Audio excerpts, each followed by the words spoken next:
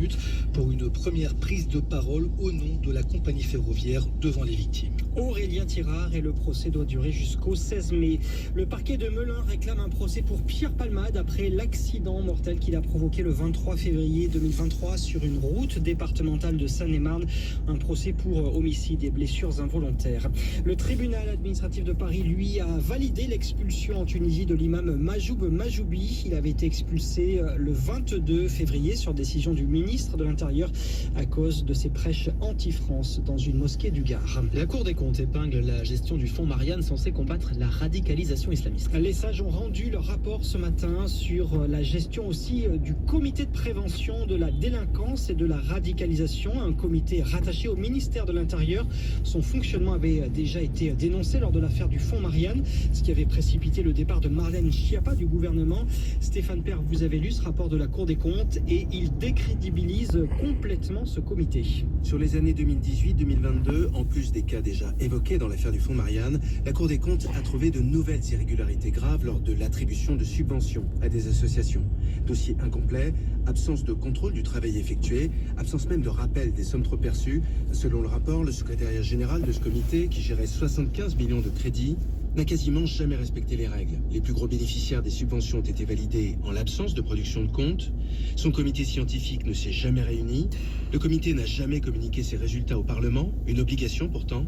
Des fautes et des manquements financiers graves dont la formation contentieux de la Cour des comptes s'est officiellement saisie en parallèle des enquêtes pénales en cours. Un rapport de plus qui confirme que la gestion et la gouvernance de la lutte contre la radicalisation en France relèvent d'un fiasco à grande échelle. Stéphane Père, les chauffeurs de taxi se sont mobilisés aujourd'hui par centaines. Ils ont mené des opérations escargots dans plusieurs régions, surtout ce matin.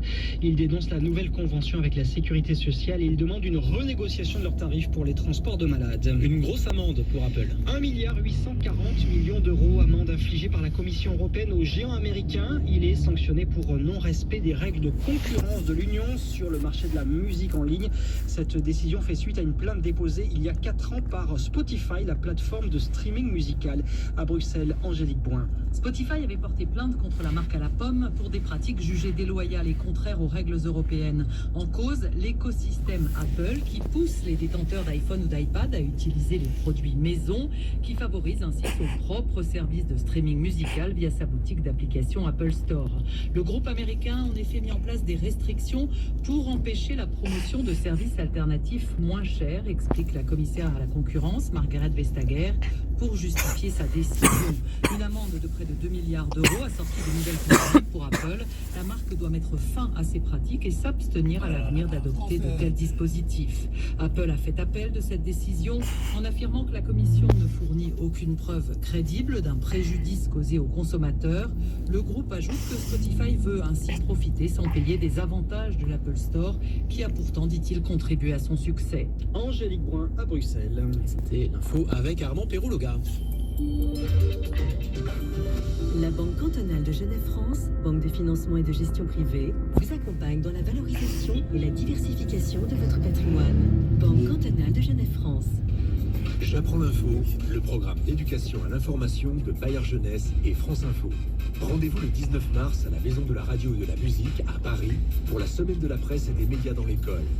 Enseignants, participez avec votre classe, sur place ou à distance, au webinaire Salut l'info, le direct, ouvert aux 7-11 ans. Inscription sur maisondelaradiodelamusique.fr. Avec numériqueéthique.fr, le site proposé par Maïf pour accompagner enfants, parents et enseignants dans leur pratique du numérique au quotidien. Avec Petit Bambou, l'application de méditation et de respiration, entraînons notre lucidité et notre attention. Peugeot. Il paraît qu'un essai vaut mieux que 1000 mots. Alors, plutôt que d'en parler pendant des heures, venez essayer l'hybride par Peugeot pendant les portes ouvertes du 14 au 18 mars. Des modèles qui permettent de rouler 50% du temps en électrique et d'économiser 30% de carburant en ville, ça ne se refuse pas. Et en ce moment, Peugeot vous offre jusqu'à 5 000 € d'avantages clients. Valable pour toute commande d'une Peugeot hybride neuve réservée aux particuliers jusqu'au 29 mars. Conditions sur Peugeot.fr. Suivant état de charge de batterie, style de conduite. Au quotidien, prenez les transports en commun. France Info, 17h-20h.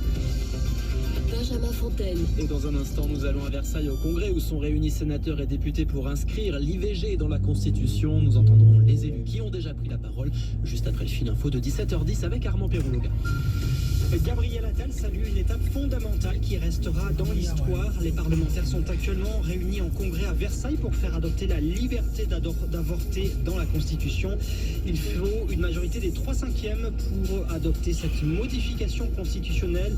Le vote est attendu vers 18h30 et son issue fait peu de doute.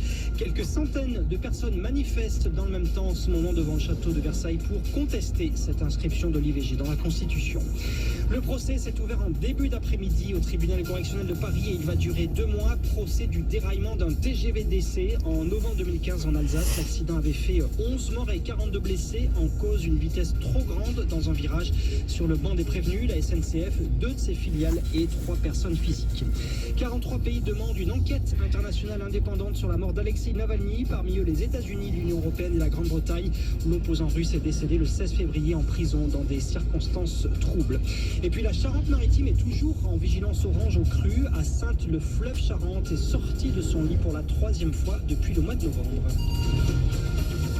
France Info. Ils sont en train d'écrire l'histoire depuis 1h30 maintenant. Députés et sénateurs sont réunis en congrès au château de Versailles pour graver dans le marbre de la Constitution la liberté garantie des femmes d'avoir recours à l'IVG. Édition spéciale sur France Info. On vous fait vivre ce moment que certaines et certains qualifient d'historique. Et on rejoint tout de suite Audrey Tison en direct du château de Versailles. Les représentants, Audrey, de tous les groupes politiques se succèdent à la tribune après l'ouverture de la séance par le Premier ministre. Une séance pleine de solennité. Une bonne partie des parlementaires et ministres n'avaient jamais mis les pieds dans cet hémicycle de Versailles. À la tribune, Gabriel Attal prononce un discours féministe empreint d'émotion. Ce jour, c'est un pas dans la longue marche du progrès que la France a entamé dès 1789, lorsqu'elle cria à l'Europe et au monde « Nous laissons libres et égaux en droit ». Aujourd'hui, la France est pionnière. Vous direz au monde que oui, la France est fidèle à son héritage, patrie des droits de l'homme, et aussi et surtout aujourd'hui là. Il laisse la parole à un représentant de chaque groupe politique. Explication des positions de vote, grand enthousiasme dans les membres de la gauche, notamment chez la socialiste Laurence Rossignol. Quel bonheur, quelle fierté. Oui, c'est une victoire. N'ayons pas peur des mots. C'est une victoire dans le long combat que mènent les femmes pour leur liberté contre l'obscurantisme. En France encore, les anti-IVG n'ont jamais renoncé. Ils n'ont jamais cessé la guérilla. Alors aujourd'hui, nous leur disons, c'est fini, arrêtez de vous agiter. Mais c'est une toute autre tonalité chez les représentants de la droite, notamment François-Noël Buffet, qui représente les sénateurs, les Républicains, eux qui ont mené une bataille juridique pour faire réécrire le texte afin qu'il ne parle pas de droit à l'IVG, mais de liberté. La version finale ne lui convient pas tout à fait. Le texte innove en proposant d'inscrire dans la Constitution la notion de liberté garantie, sur laquelle nous sommes nombreux à avoir exprimé des doutes. Le qualificatif garantie semble placer la liberté de recourir à l'IVG au-dessus des autres libertés. Le garde des Sceaux nous a assuré que tel n'était pas le cas. Alors la majorité des élus LR retrouvent la même faveur de cette réforme. Et c'est un peu la même tonalité chez les députés RN. Hélène Laporte remet une fois de plus en question l'intérêt de cette réforme constitutionnelle. Elle assure qu'aucune formation politique actuelle ne souhaite revenir sur le droit à l'avortement.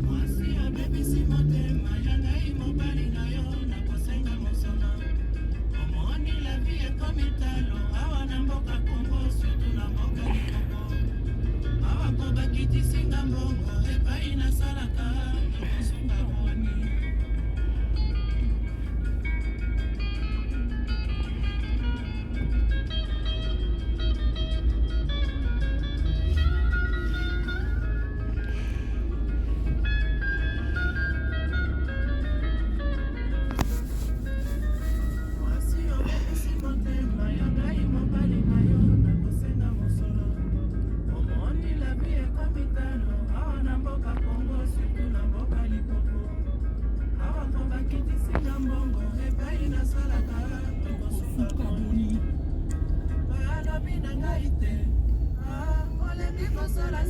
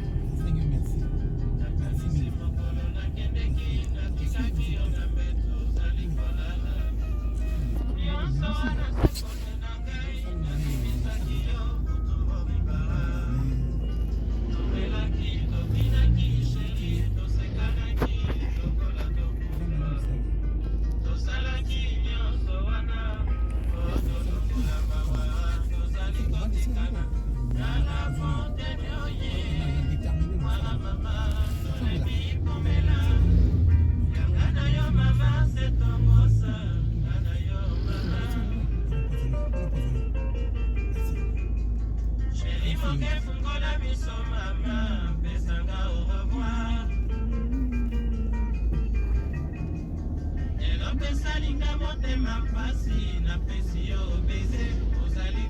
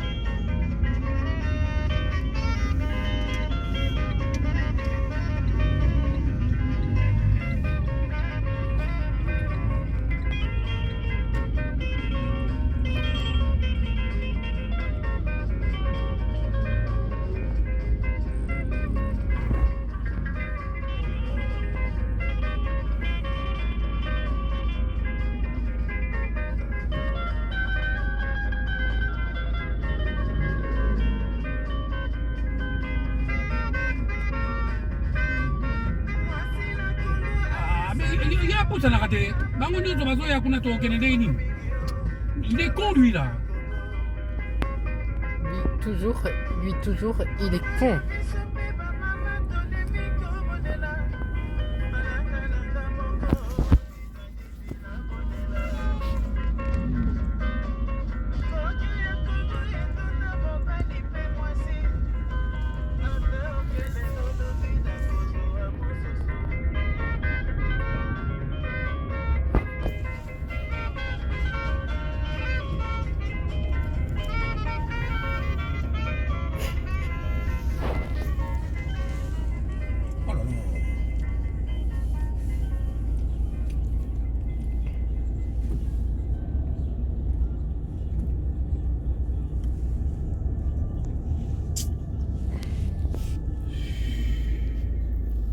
Oh là là là là.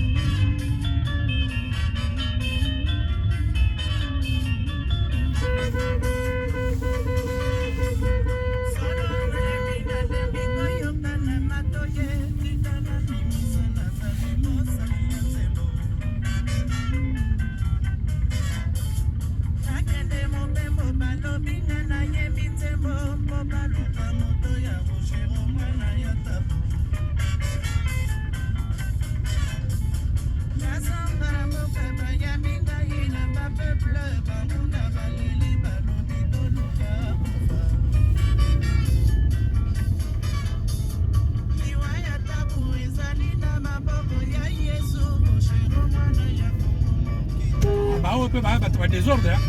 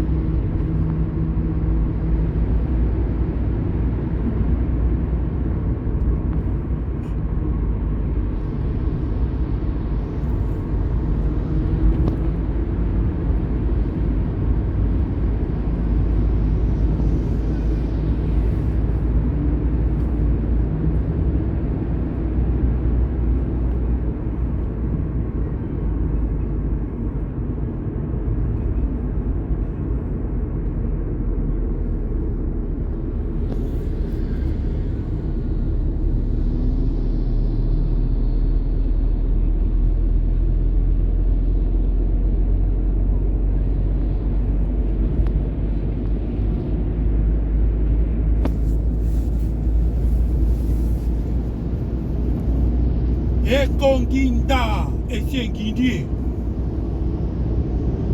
Ekonginda Engindi.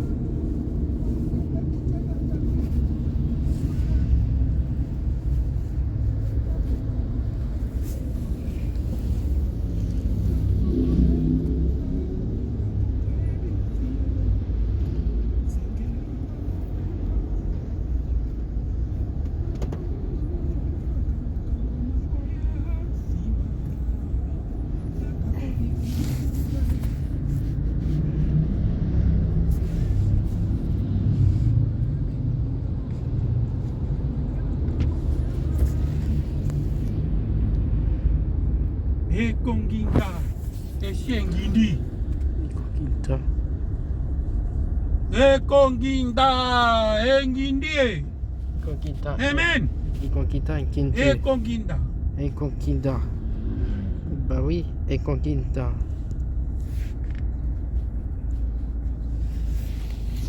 Pouvez-vous monter le son? Hein? Si vous le souhaitez. Tu veux écouter la radio? Je vais écouter la radio. Hein? Je vais écouter la radio. Hein?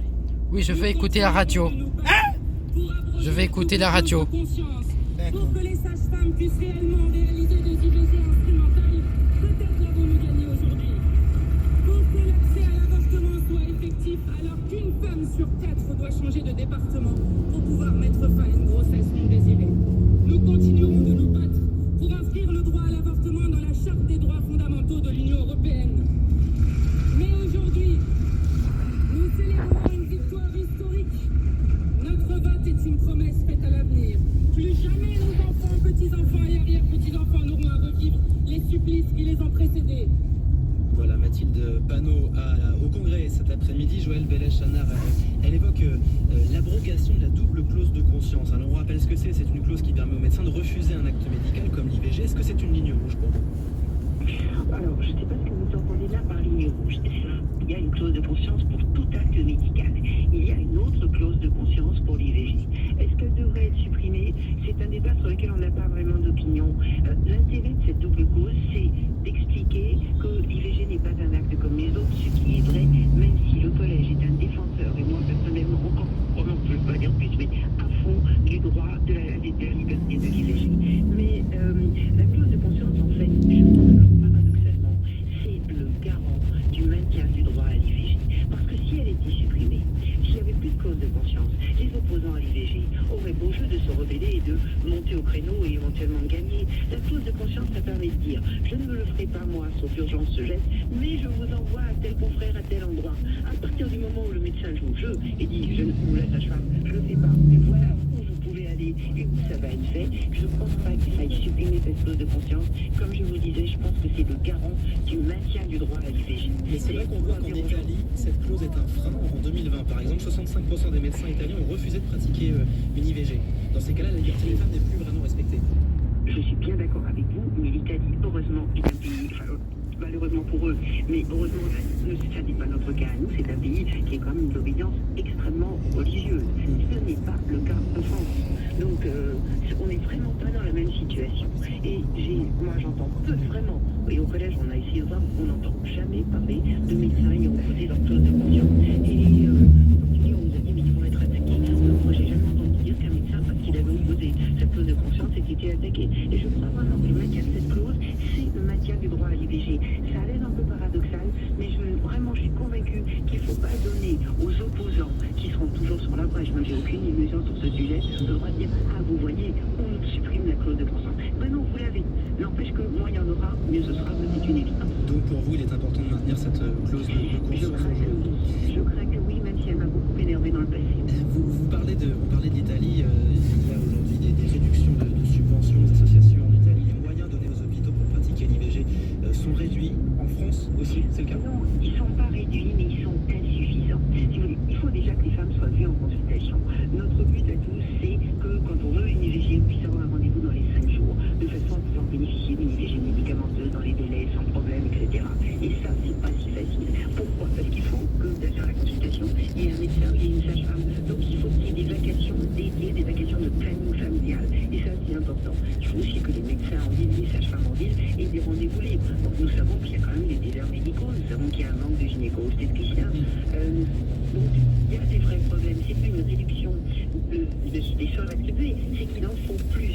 Il faut qu'on puisse ouvrir des consultations. Il faut aussi qu'il y ait des plages opératoires dédiées. Et ça, vraiment, j'insiste, dans tous les blocs opératoires, il faut qu'on dise de telle heure à telle heure, c'est dédié aux IVG et on n'y met rien d'autre. Et même s'il manque tel ou tel membre du personnel, on ne va pas dire ah ben non, le cancer c'est plus important.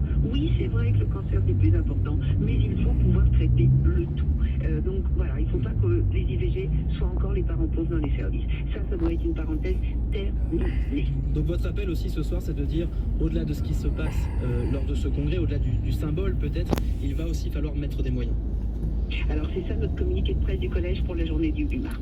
Exactement. Il faut donner des moyens.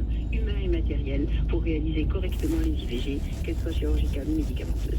Merci beaucoup, Joëlle Bellèche-Chalard, d'avoir répondu à nos questions ce soir sur France Info. Je rappelle que vous êtes la présidente du Collège national des gynécologues et obstétriciens français, le CNGOF. On attend le vote du congrès dans quelques instants. On garde bien sûr un œil sur le déroulé. Notre édition spéciale se poursuit. Et pendant que les députés, les sénateurs sont réunis au château de Versailles, à Versailles même, il y a une manifestation en cours. Joséphine Ortuneau, vous êtes sur place avec des manifestants qui sont, eux, contre cette IVG. Oui, l'ambiance est semblable à celle d'un enterrement et c'est d'ailleurs voulu par les organisateurs. Et il y a un dress code, venir habillé en noir. Les manifestants tiennent des roses blanches à la main. Pour certains, elles représentent le deuil. De temps en temps, ils utilisent des enceintes pour sonner le glas. On entend des cloches comme si nous étions au pied d'une église. Et alors qu'on n'entend pas les cloches de l'église, il y a des prises de parole qui sont effectuées. On espère les faire changer d'avis, m'a dit une manifestante qui espère encore que l'IVG n'entre pas dans la Constitution. D'autres estiment être, je cite, un peu plus lucide. Tout ce qu'ils veulent, c'est interpeller les passants. Entre deux sons de cloche sont diffusés en direct les discours des parlementaires. Pour l'instant, chaque parlementaire s'est fait huer et les manifestants comptent rester ici à 2 pas du château de Versailles jusqu'à ce que les parlementaires sortent. Merci Joséphine Ortuneau en direct de Versailles pour France Info. Et aujourd'hui, la conférence des évêques de France a appelé aux jeunes et à la prière. Notre pays serait honoré en y inscrivant plutôt la promotion des droits des femmes et des enfants dans la Constitution. Et la conférence des évêques qui est donc contre cette inscription de la liberté des femmes à pouvoir pratiquer l'IVG dans la Constitution. Adrien Beck, contrairement au débat sur la fin de vie dont on attend encore finalement les débats, les suites d'un point de vue législatif et les conclusions d'Emmanuel Macron, sur ce débat-là, la religion s'est finalement peu invitée. Oui, parce que finalement le droit à l'IVG aujourd'hui est déjà, j'allais dire, acquis dans le droit en l'occurrence, même si effectivement on a vu des réactions, là vous les avez citées, un petit peu en colère, en tout cas déçus de la part de l'Église. Mais c'est vrai que les religions, de toute façon, aujourd'hui, ont sans doute conscience que ce droit, il est acquis, il est pratiqué. Et il faut aussi comprendre que parmi les gens aujourd'hui, dans la classe politique qui sont contre l'IVG, c'est au marge de la classe politique qu'il y a encore des gens qui sont défavorables. Alors on pourrait citer sans doute le RN et certaines personnes au RN, mais ils sont vraiment très peu représentatifs aujourd'hui dans la classe politique. Adrien Beck du service politique de France Info, vous restez bien évidemment avec nous pour la suite de cette édition spéciale. France Info, 17h-20h, Benjamin Fontaine. Au lendemain de la fermeture du salon de l'agriculture, Dominique Chargé, le président de la coopération agricole, syndicat de défense des intérêts des coopératives, et l'invité éco de France Info, il répond à Isabelle Raymond juste après le fil info de 17h50 avec Edouard Marquet. Suite à l'accident mortel sur l'autoroute A6 en Côte d'Or ce week-end, le conducteur de l'autocar a été mis en examen. Une adolescente de 15 ans en route pour une colonie de vacances avait été tuée dans cet accident, une dizaine d'autres personnes blessées. Le parquet de Melun demande un procès dans l'affaire Palmade, réquisition rendue cet après-midi un peu plus d'1 an après l'accident provoqué par l'humoriste sur une route de Seine-et-Marne. Pierre Palmade venait de passer 3 jours à consommer des drogues quand il a provoqué cette collision avec une voiture qui arrivait en face. 3 personnes ont été gravement blessées, dont une femme qui avait perdu l'enfant qu'elle portait. Une salle de concert de Bruxelles faisait l'objet d'un projet d'attentat. Le parquet fédéral belge annonce qu'une attaque djihadiste a été déjouée. 4 hommes ont été interpellés. La Cour suprême américaine donne raison à Donald Trump. Elle annule la décision de justice qui a déclaré l'ancien président des États-Unis inéligible. Décision prise dans le Colorado, dans l'affaire de l'assaut du Capitole. Donald Trump salue une grande victoire pour l'Amérique. Au moment du vote de l'inscription du droit à l'IVG dans la Constitution tout à l'heure, la Tour Eiffel scintillera d'une façon spéciale. C'est ce qu'annonce l'exploitant. Le vote aura lieu à Versailles où sont réunis en congrès les 925 députés et sénateurs. Pour le Premier ministre, cette inscription du droit à l'interruption volontaire de grossesse dans le texte fondamental est une étape importante qui restera dans l'histoire. France Info, l'invité éco, Isabelle Raymond. Bonsoir à toutes et à tous. Que retiendra-t-on de cette 60e édition du Salon de d'agriculture qui s'est achevée hier, porte de Versailles à Paris. Question posée ce soir au président de la coopération agricole, Dominique Chargé, bonsoir. Bonsoir. Vous représentez les coopératives agricoles, 2300 entreprises, 3 agriculteurs sur 4, essentiellement des TPE, mais aussi de très grandes coopératives comme Sodial. Ce sont les marques Candia ou Yoplait. Qu'est-ce que vous vous dites ce soir, Dominique Chargé, 24 heures après la fermeture du salon? Voici une édition gâchée par la visite officielle très mouvementée du président de la République Emmanuel Macron, les actions répétées des agriculteurs, perturber cette édition, ou au contraire vous vous dites c'était une bonne occasion d'aller au-delà des caricatures pour enfin appréhender les vrais problèmes des agriculteurs? On nous avait dit que ce ne serait pas une édition comme les autres, en tout cas une édition mouvementée. En même temps, moi je pense qu'il faut que ça reste un moment privilégié de communication avec le public, parce que c'est aussi la fête de l'agriculture. Ça, je pense qu'il faut le garder. Alors une fête qui a été perturbée avec une fréquentation oui, une fréquentation qui est en baisse de 2%, donc c'est pas, on ne peut pas dire que ça a une incidence sur la, forte, en tout cas sur la fréquentation. En revanche, ça a été aussi une édition évidemment marquée par la colère qui s'était fait jour avant le salon d'agriculture, et donc ça a été une formidable pièce de résonance qui effectivement a permis de mettre en évidence ce qu'est aujourd'hui le malaise des agriculteurs, ce qu'étaient les problèmes qu'ils rencontraient dans l'exercice de leur métier, et effectivement derrière les problèmes de compétitivité, les problèmes de revenus que les agriculteurs ont aujourd'hui et sur lesquels en fait ils posent des questions pour savoir quelle trajectoire on leur donne aujourd'hui, quelle perspective on leur donne pour l'agriculture et pour l'alimentation. Alors il y a beaucoup de questions qui ont été soulevées ces dernières semaines, beaucoup d'idées aussi qui ont été lancées par le gouvernement, par l'exécutif. Quelles sont les idées qui sont les plus importantes selon vous, ce sur quoi vous n'allez pas lâcher?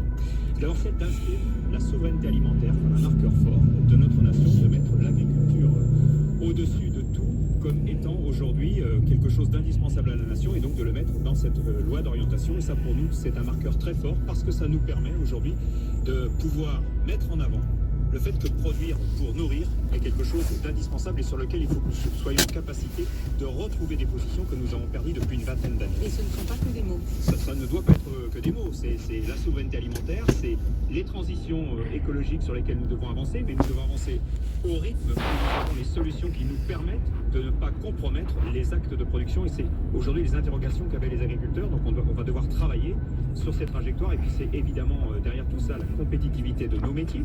Comment est-ce que nous sommes rentables? Comment est-ce que nous pouvons produire tout en étant compétitifs et apporter une alimentation qui soit une alimentation de qualité et accessible pour les consommateurs, qui posent aussi des questions par rapport à ces questions-là.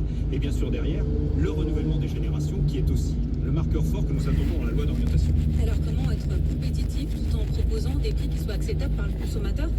L'idée a été lancée de mettre en place des prix planchers, une nouvelle loi Egalim aussi. Qu'est-ce que ça veut dire? Qu'est-ce qu'il faut faire, Dominique Chargé? Alors sur les prix planchers, évidemment, on a entendu cette annonce du président de la République qui en fait veut impulser une dynamique par laquelle on se préoccupe dans la construction des prix en marche avant d'être beaucoup plus en phase avec ce que sont les coûts de production des exploitations. Donc alors vous-même qui représentez à la fois les producteurs et les industriels, c'est évidemment notre modèle. C'est exactement ça, c'est le modèle économique privilégié des coopératives agricoles, celle finalement d'être en capacité d'organiser la production. Donc c'est une de nos mesures très fortes des 50 propositions que nous avons faites, moins de complexité pour plus de compétitivité, organiser les productions, ce qui nous permet dans ces cas-là de pouvoir construire du prix en marche avant en nous engageant, si nous avons une bonne visibilité sur l'offre de production et les marchés sur lesquels elles sont destinées. Et la loi Egalim 4, idéale, à quoi ressemblerait-elle selon vous? Mais au-delà d'Egalim, ce qui est important, c'est que nous ayons de la visibilité. Et ce que nous pensons, nous, aujourd'hui, au niveau de la coopération agricole, c'est que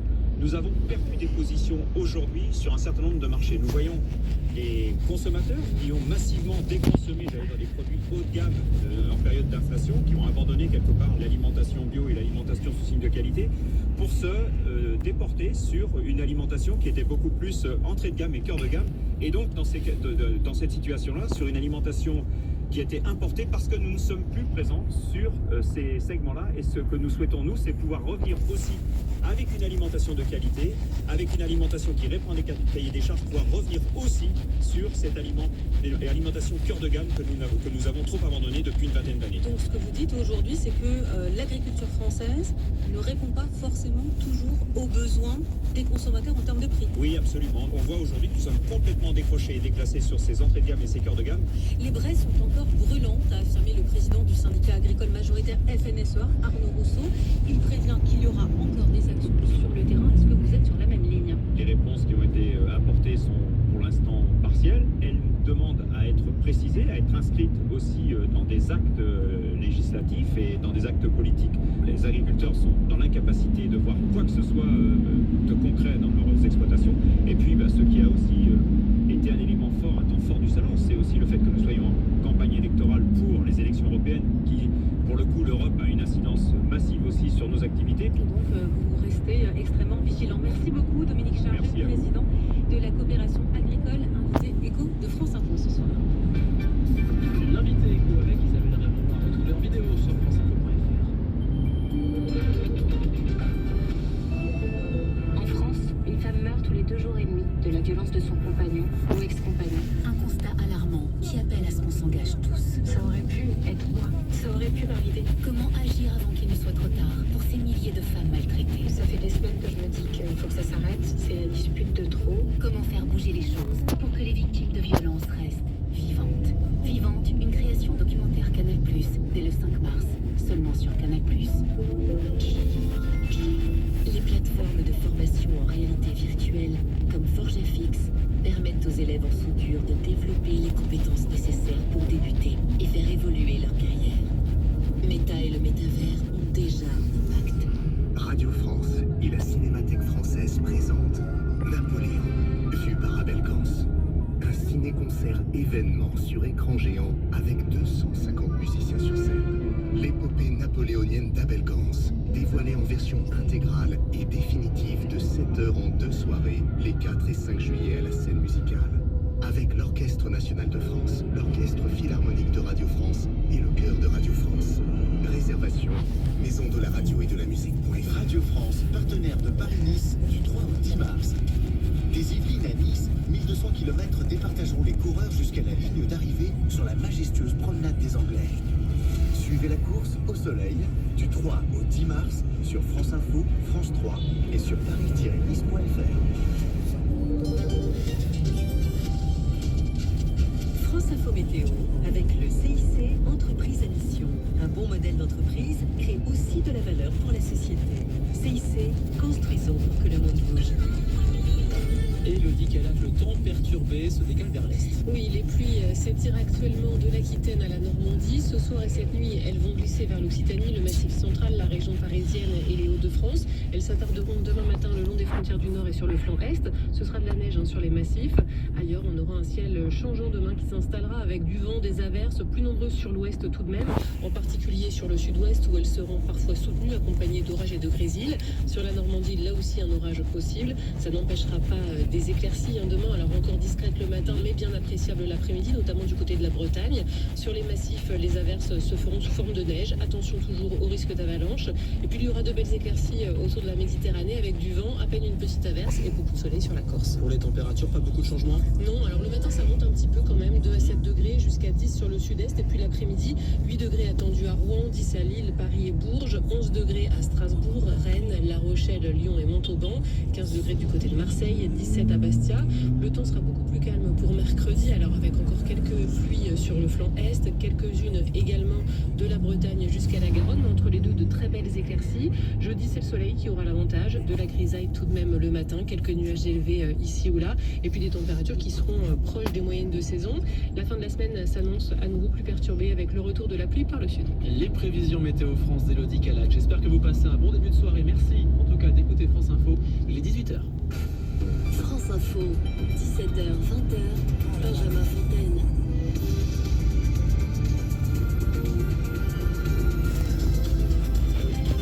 L'info à 18h avec François Lepage. Bonjour. Bonjour Benjamin. 925 parlementaires réunis en congrès au château de Versailles. Pour approuver ou non l'inscription de l'IVG dans la Constitution devant les élus, le Premier ministre Gabriel Attal a insisté sur le caractère solennel de cette journée et le chemin parcouru. Les chefs d'établissement scolaires réunis à la mi-journée devant la Sorbonne à Paris pour alerter sur les menaces que certains d'entre eux subissent. Donald Trump salue une grande victoire pour les États-Unis. La Cour suprême a rejeté la décision de la justice du Colorado. Elle avait déclaré l'ancien président inéligible dans cet État en raison de son implication dans l'assaut du Capitole. Clarisse Kremer lavée de tout soupçon par un jury international du Vendée Globe. Elle pourra allier sur la prochaine édition du Vendée en novembre. 18h20, Bérangère Bon, votre invité. Isabelle Rome, qui était ministre déléguée chargée de l'égalité entre les femmes et les hommes en 2022, c'est elle qui avait porté cette inscription de l'IVG au début dans la Constitution. Rendez-vous dans 20 minutes sur France 1. Le résultat du vote est attendu dans un peu plus d'une demi-heure environ. La France va donc inscrire dans la Constitution la liberté garantie pour les femmes de recourir à l'avortement. Le Parlement est réuni en congrès à Versailles pour voter cette modification de la Constitution, la première depuis 2008. Il faut une majorité des 3/5 des suffrages exprimés pour valider cette révision. Sauf surprise, elle devrait être atteinte sans difficulté. Audrey Tison, vous êtes sur place pour France Info. Le vote est en cours. Oui, le long processus de vote vient de commencer. Chaque parlementaire vote physiquement dans un des salons aux abords de l'hémicycle. Cela doit durer encore une demi-heure. Aboutissement d'une séance pleine de solennité, introduite par le discours féministe de Gabriel Attal, qui a cherché à s'inscrire dans l'histoire. Il est long le chemin de la liberté. Et alors que nous vous proposons de l'emprunter un peu plus, c'est avec la plus grande humilité que je m'adresse à vous. Car oui, mesdames, l'homme que je suis ne peut imaginer vraiment la détresse qu'ont pu connaître ces femmes. Et ces femmes qui ont souffert et lutté pour obtenir des droits, elles sont dans toutes les têtes, notamment dans celle de la sénatrice écologiste Mélanie Vogel. Un message pour toutes celles qui ont connu le temps où le prix du choix pouvait être l'exclusion, la prison ou la mort. Qui ont connu l'humiliation de la clandestinité, les cintres et les aiguilles. Nous sommes à jamais libres. Vous avez définitivement gagné. Et l'enthousiasme collectif est un peu touché lorsque la droite prend la parole pour rappeler ses réticences. Les Républicains ont fait changer l'intitulé, pas de droit à l'avortement, mais une liberté garantie. L'ensemble des LR ne sont pas encore prêts à valider cette version, rappelle François-Noël Buffet. Notre groupe votera majoritairement pour la constitutionnalisation. Une partie de celui-ci s'abstiendra et d'autres voteront contre. Dispersion des votes aussi dans les rangs du RN, mais cela ne devrait pas empêcher la validation de la réforme aux 3/5 des voix. Audrey Tison avec l'aide technique de Geoffrey Marianne. Les partisans de cette réforme peuvent assister en tout cas à ce congrès grâce à une retransmission sur écran géant au Trocadéro à Paris. Un message sera projeté sur la Tour Eiffel avec un scintillement spécial au moment du résultat du vote. De leur côté, les opposants se sont rassemblés à Versailles. Le Vatican lui a redit cet après-midi son opposition à tout droit à supprimer une vie humaine. Plusieurs opérations escargots de taxi aujourd'hui en France. Les chauffeurs manifestent contre le nouveau tarif des transports sanitaires, pas assez élevé selon eux. Ce matin, ils étaient entre 300 et 400 taxis sur la 13 dans les Yvelines, puis sur le périph' parisien. Mobilisation aussi sur la rocaille de Rennes, à Nîmes ou aux abords de Toulouse, à l'aéroport de Toulouse-Bergnac. Des chefs d'établissement scolaires réunis à la mi-journée devant la Sorbonne à Paris. Pour alerter sur les menaces que certains d'entre eux subissent, notamment après l'incident de la semaine dernière au lycée Ravel. Un proviseur menacé de mort après avoir rappelé à des élèves l'obligation de retirer leur voile. Selon ces proviseurs et principaux, les altercations de ce type sont désormais loin d'être exceptionnelles. Un climat de tension comme celui d'aujourd'hui, cette principale de collège n'en avait pas connu pendant sa carrière. Tout ça, embouteillage magnifique, taxi, la chapelle. La récurrence des incidents de ces derniers temps. Nous nous rendons compte que notre métier devient de plus en plus compliqué, de plus en plus difficile, et parfois nous avons besoin d'un minimum de reconnaissance. Pour nous, c'est pas normal de devoir aller au travail la peur au ventre. Ce n'est normal pour aucune profession et a fortiori pas la nôtre. Ils étaient 160 principaux de collège, proviseurs de lycée et adjoints à participer à ce rassemblement de soutien. C'est près de la moitié des personnels de direction parisiens. Il faut être solidaire, confirme Nicolas Valls, représentant du syndicat SAPDEN à Paris. Il y a régulièrement des collègues qui sont menacés dans le cadre de leur fonction et en fait on apporte notre soutien à tous. C'est la question de la laïcité qui est attaquée clairement et il y a des atteintes qui sont plus récentes et qu'on peut constater. Et qu'est-ce que vous demandez aujourd'hui Il n'y a pas une question de plus de règles, il y a une question de travailler collectivement au fait que les règles soient acceptées. L'an dernier, les signalements d'incidents graves dans les établissements scolaires, principalement de violences verbales et physiques, ont légèrement augmenté par rapport à l'année précédente. Il vote un peu plus d'un an après le grave accident qu'il avait provoqué en Seine-et-Marne. Oui, allô? Le parquet de Melun pour blessures et autres. Loba, Madini. L'accident avait fait 3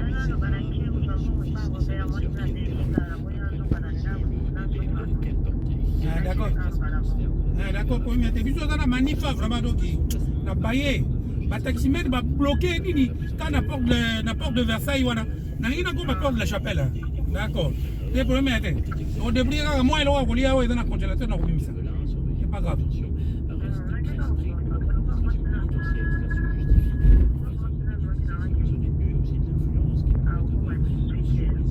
Ah d'accord. Le problème est allez à tout à l'heure. Tout à l'heure.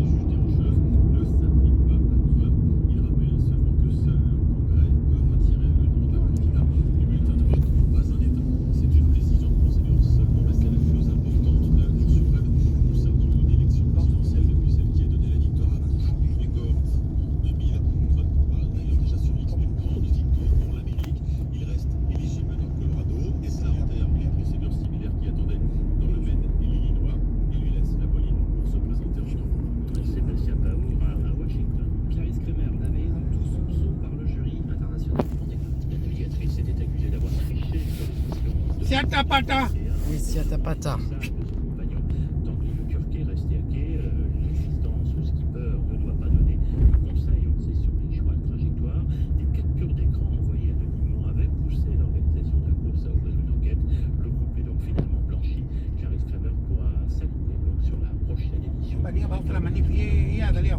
Aucune aide de météo pour l'aider dans sa trajectoire, aucune aide à la performance, aucune mauvaise conduite. Les conclusions du jury ne laissent pas de place au doute. Clarisse Kremer n'a pas triché, elle n'a pas reçu d'assistance de la part de son mari Tanguy Le Turquet, lui aussi navigateur mais qui était à terre il y a 3 ans. Cette affaire avait démarré par l'envoi anonyme de 14 captures d'écran d'un téléphone qui se trouvait à bord du bateau. On y voit dans ces messages par exemple des propositions de route pour le monocoque, mais avec des informations insuffisantes, explique le jury, pour vraiment assister Clarisse Kremer. Cela tient plus, je cite le rapport, du fait qu'en tant que mari, il voulait comprendre les intentions de Clarisse pour se rassurer sur sa sécurité. Le jury international conclut que ces messages envoyés par un mari à sa femme n'étaient pas une chose sage, nécessaire, mais rien de plus. Clarisse Kremer va donc pouvoir poursuivre sa préparation pour le prochain Vendée Globe, mais le débat sur ce qui doit être une assistance sur un tour du monde est loin d'être éteint. Jérôme Vann et François Lepage, c'est français.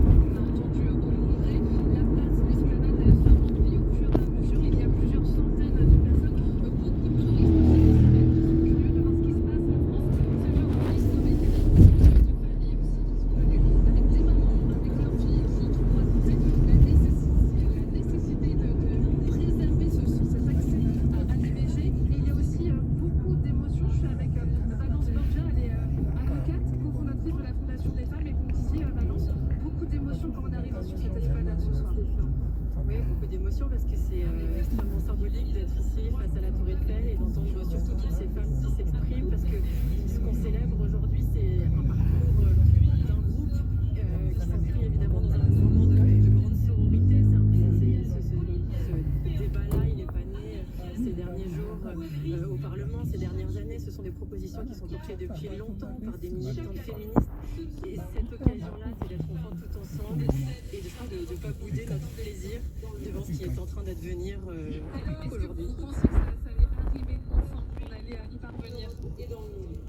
Bah, ouais, moi j'étais optimiste et je pense que ces actions d'engagement des unes et des autres, évidemment, elles étaient tournées vers cet objectif. Et si on les a conduites, c'est évidemment parce qu'on espérait qu'elles aboutissent. Et elles ont abouti encore une fois grâce à un parcours extrêmement collectif. Ça part du terrain, ça part des militants, des militantes, et puis des hommes, enfin je voudrais dire des femmes politiques qui ont lancé la machine, qui se sont passés le relais, et puis tous les hommes politiques qui ont ces derniers jours accepté aussi de changer d'avis.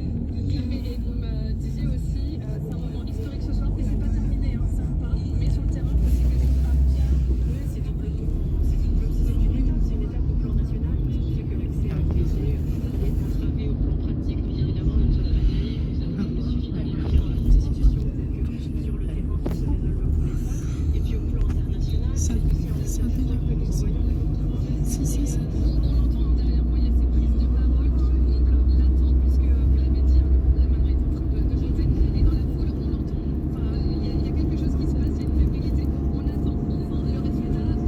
Ici et là, je vois aussi des bouteilles de champagne qui sont prêtes pour célébrer ce moment qui rentre dans l'histoire. On reviendra vers vous, Marion Ferrer, en direct du Trocadéro à Paris pour France Info, quand les bouteilles seront ouvertes sûrement après le vote d'ici quelques minutes. Maintenant, on vient d'entendre la ferveur de ces militantes et militants réunis au Trocadéro parce que l'inscription de l'IVG dans la Constitution est une première dans le monde et c'est d'autant plus important, Valentin Binato, qu'ailleurs, le recours à l'IVG est menacé, voire interdit. Oui, faisons un tour chez nos voisins européens. En Italie déjà, l'IVG est bien autorisée jusqu'à 12 semaines de grossesse en théorie, mais en pratique elle reste peu accessible, notamment à cause de l'objection de conscience qui permet aux médecins de refuser de réaliser un acte. Résultat, eh bien, selon les derniers chiffres du ministère de la Santé, 7 gynécologues italiens sur 10 refusaient encore en 2019 de pratiquer un avortement. En Pologne, cette fois, le tribunal constitutionnel a rendu l'IVG quasi illégal, même en cas de malformation du fœtus. Ce critère concernait pourtant la quasi-totalité des 1000 avortements légaux pratiqués chaque année dans le pays. Et dans d'autres pays, les droits des femmes à avorter reculent.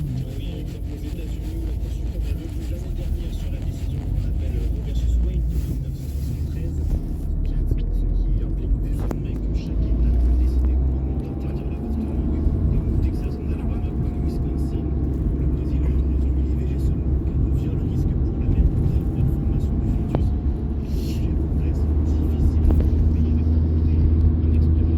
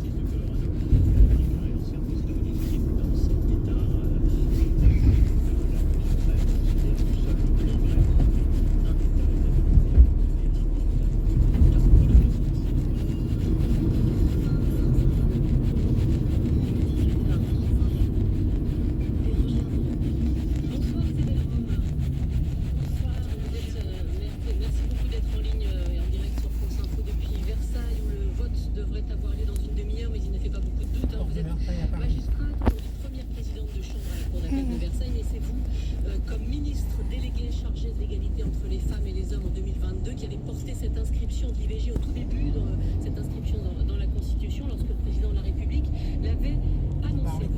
Par le président de la République. Cet après-midi, j'ai tout simplement envie de vous demander votre sentiment ce soir. Alors d'abord, une grande émotion, parce que finalement, en un peu plus d'un an, nous y sommes arrivés. Et puis aussi une fierté pour la France, parce que justement, nous sommes le premier pays à constitutionnaliser cette liberté fondamentale. Une fierté à un moment aussi où le monde est bien morose, et c'est aussi une lumière, un espoir pour toutes les femmes. Et donc c'est une très belle journée. Vous pensez à qui en particulier peut-être? On a beaucoup entendu le nom de Simone Veil omniprésente dans tous les discours.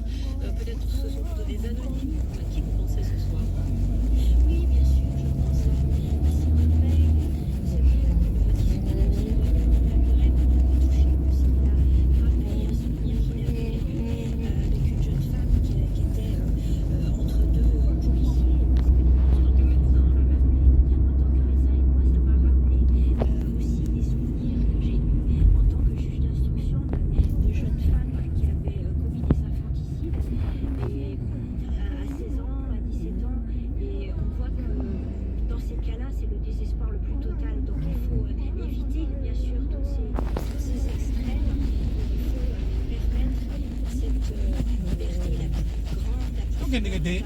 Donc je pense que c'est vraiment un espoir pour toutes et surtout aussi pour les plus démunis. C'est une victoire de la société civile d'abord et avant tout, qui emmène la classe politique dans cette étonnante unanimité selon vous. Je pense que sur ce sujet, on voit bien que la société civile avance en même temps que le politique, et donc fait avancer la loi. Et je me réjouis justement que nous ayons finalement une telle harmonie pour ce sujet.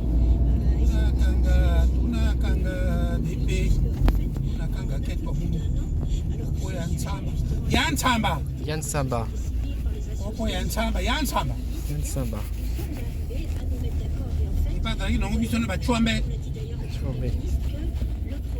Yann Samba. Yann Samba. Yann Samba. Yann Samba. Yann Samba. Autour de ce sujet fondamental pour les femmes. Dans cette unité, cette quasi-unanimité, Gabriel Attal qui ouvre Gabriel Attal. Gabriel Attal. Mélanie Vogel qui ont ouvert la voie législative à l'Assemblée au Sénat, alors qu'il cite énormément de femmes. C'est quoi? C'est regrettable quand même? Ça provoque en tout cas un peu la méfiance. Je pense qu'il faut penser effectivement à toutes les femmes qui se sont battues, et moi je les salue, et j'allais dire il faut travailler dans cet esprit-là, parce que nous avons besoin vraiment de toutes les forces, et je sais combien toutes ces femmes, ces parlementaires, toutes ces représentantes d'associations se battent au quotidien, et moi je salue toujours leur travail.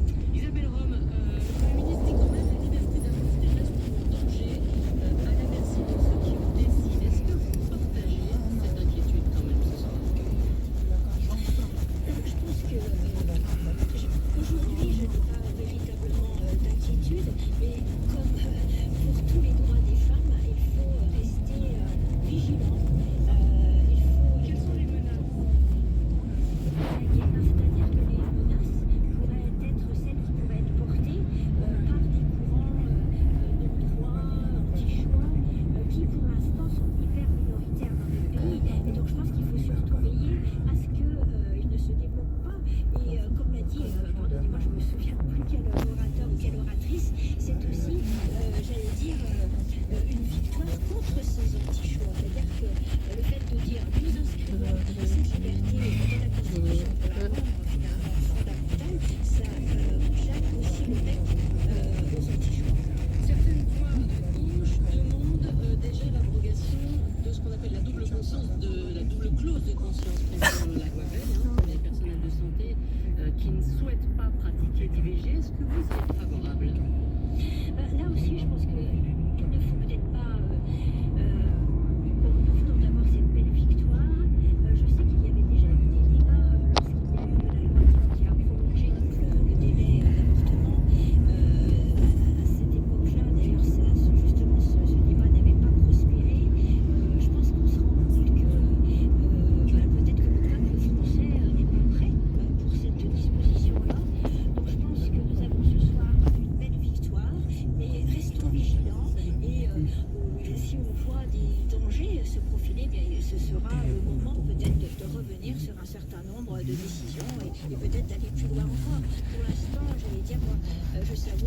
soir d'aujourd'hui. L'opinion n'est pas prête, vous dites, pour supprimer Je cette ne suis pas sûre.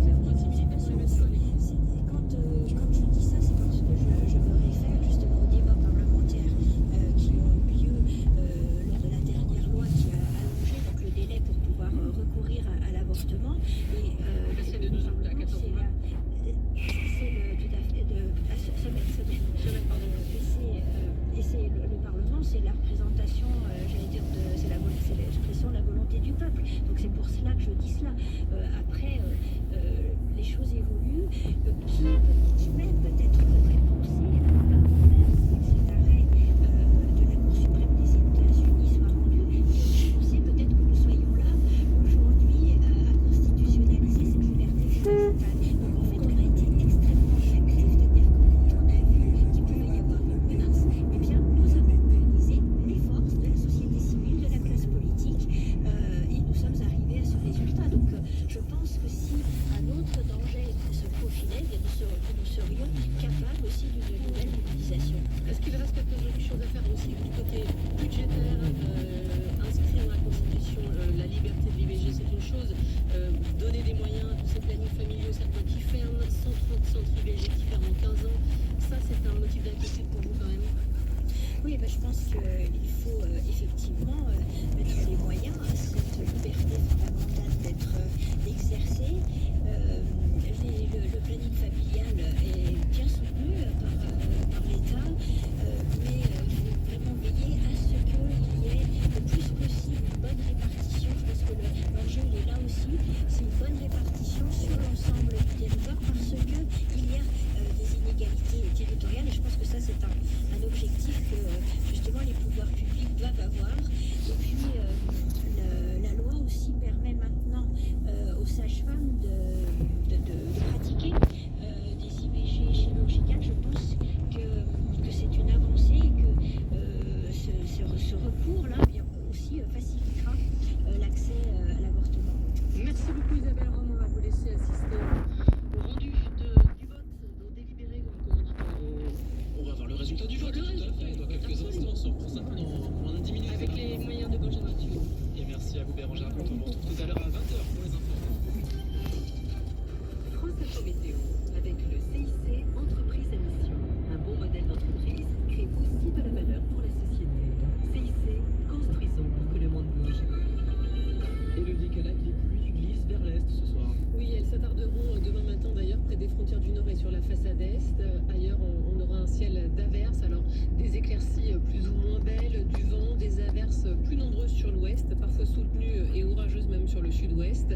Et puis autour de la Méditerranée, un ciel plus ensoleillé avec du vent et une rare averse. Et les températures sont globalement de saison. Avec 8 à 13 degrés attendus le plus souvent et jusqu'à 14 à 17 en Méditerranée. Merci Élodie Calac et merci à vous d'écouter France Info. Il est 18h30.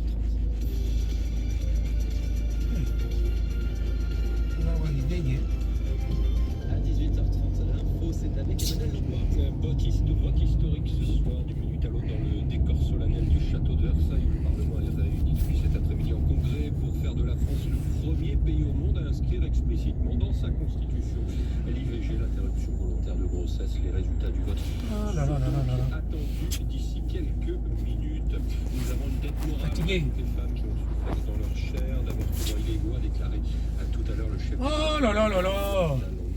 les débats à Versailles.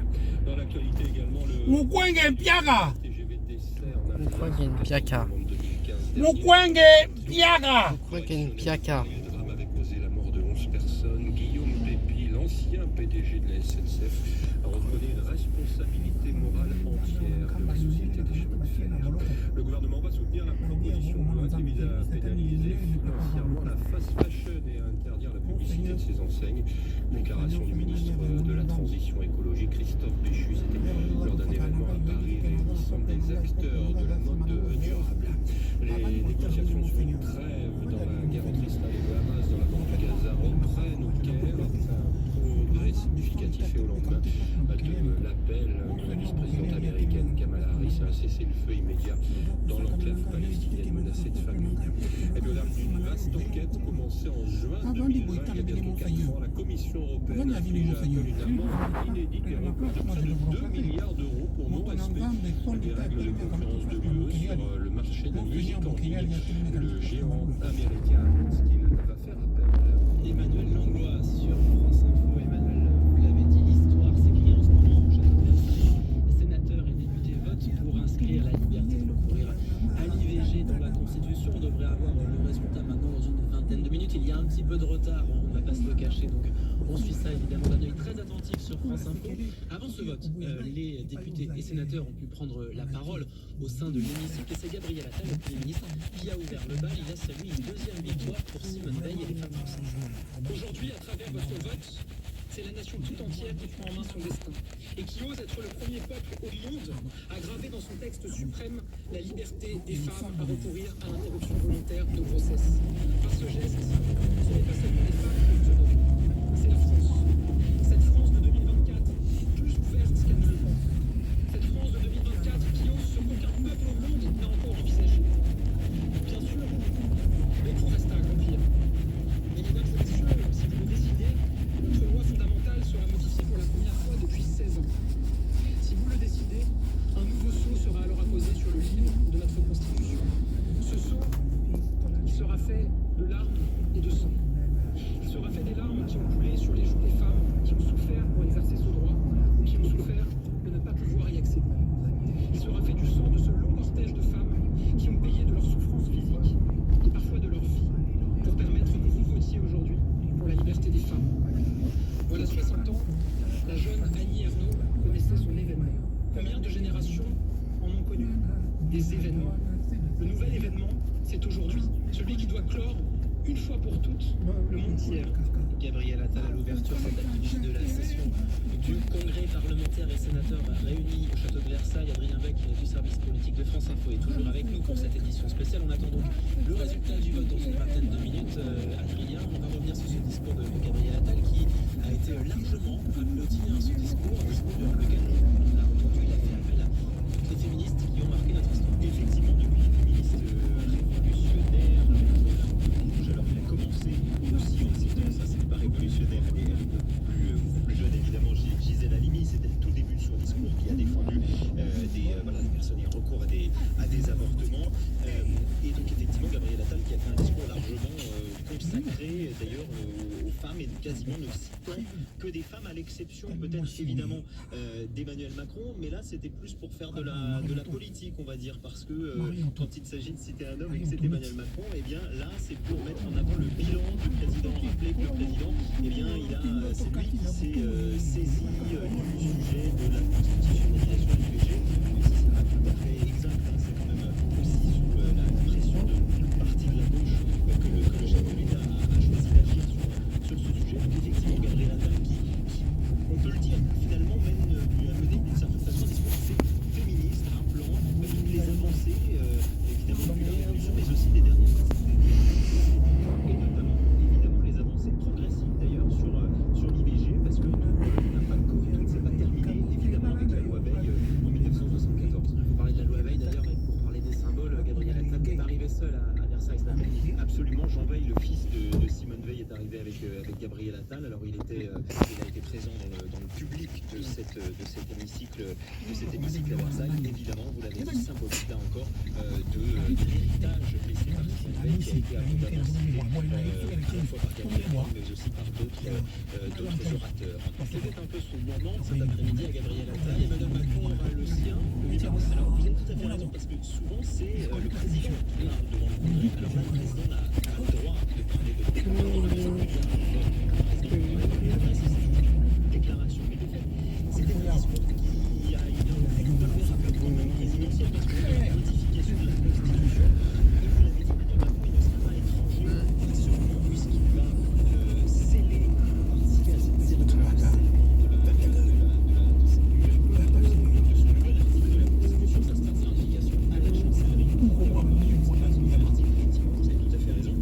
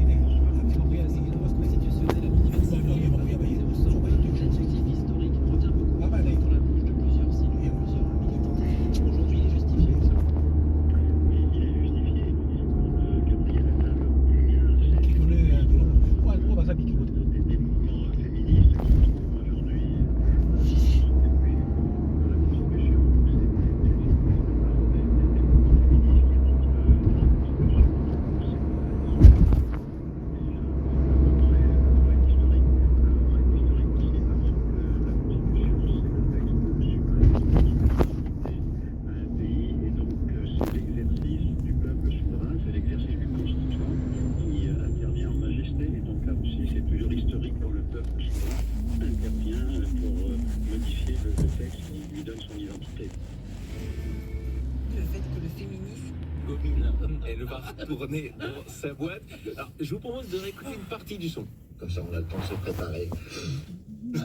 Peut-être ça vaut la peine au ralenti. Comme ça, on a le temps de se préparer. Voilà, il y a un truc qui le gêne dans son nez. A priori du sucre glace qui devait traîner. Il était à mon avis en train de faire une petite recette de dessert. Non mais le cinéma français se virilise d'un coup. Qui imagine il y a quelques années François Truffaut proposer un octogone à Jean-Pierre Léaud? Qui imagine Gérard Houry faire de l'ultimate fighting avec Bourvil? Mais non. Et là, le showbiz a évolué. Dans la chanson c'est comme ça. Il y a eu Boubacaris, maintenant le cinéma, Kassovitz Takmaoui. Et je suis désolé, moi ça m'inspire. Je me dis que peut-être je devrais faire pareil à la radio. Moi j'aime beaucoup Marc-Antoine, donc du coup ce sera pas lui, mais je pense que... Vous allez faire quoi? Vous allez défier Philippe Caruvière? Alors j'avais pas pensé à lui non plus, parce que le gars a des tatouages, fait de la boxe. Alors certes, ouais, il a pris un petit coup de vieux, mais c'est un moment d'inattention de ma part, je pourrais prendre une patate. Donc, je le dis, je regarde la caméra, si elle tourne. Laurent Dutch. Tu nous écoutes, toi et moi, à l'anglaise, in English, parfois 3, où tu veux, attention. Excusez-moi de vous le dire, mais j'ai entendu dans les couloirs que Laurent faisait du jiu-jitsu depuis ses 14 ans. Eh oui. Donc si j'étais vous, je trouverais quelqu'un d'encore plus gras qu'Alexa dans la maison, ça doit se trouver. J'ai raison. Julien Céline. Sixidoria. Profite bien tes dents, parce qu'après le combat, tu pourras plus que le sucer, le beurre salé. J'étais ceinture bleue de judo, Alex. Merci, Alex. On invite les auditeurs à venir vous applaudir sur scène, même si vous êtes très méchants avec moi. Par exemple, là, on est sous bois le 16 mars pour les franciliens qui nous écoutent. Ne bougez pas, Alex, on connaît votre amour de la variété française. Après 19h, on va réviser nos classiques de Jean-Jacques Goldman avec notre grand invité, son compère Michael Jones, qui sera notre grand invité avec un live qui plus est pour fêter le coup d'envoi de la tournée L'Héritage Goldman. Mais en attendant, on reprend le fil de l'actu avec un témoignage sidérant cette journée mondiale de lutte contre l'obésité. Anne-Sophie Joly raconte son histoire, son combat, le regard de la société. Cette voix des associations sort un livre. Je n'ai pas choisi d'être grosse et on l'accueille juste après ça. Et dans les minutes qui viennent, on va aussi vivre, on vous l'a promis, ce moment d'histoire qui va s'écrire sous nos yeux ce soir. L'IVG dans la Constitution, le Congrès vient a priori de finir de voter à Versailles. Il y a un petit peu de retard sur le moment où les résultats seront proclamés, donc on va vivre ça en direct dans RTL. Bonsoir. Julien Cellier, Isabelle Choquet et Cyprien Sini. RTL, bonsoir. Lorsque Julie ouvrit son colis Amazon, elle sentit son cœur s'emballer. Ce GPS intégré, ce capteur de mouvement intelligent, c'était le bracelet connecté de ses rêves impossibles. Oh là là là là là là. Allez, à lundi. Merci, à demain. Allez, à demain. Découvrez la super offre dès maintenant sur Amazon.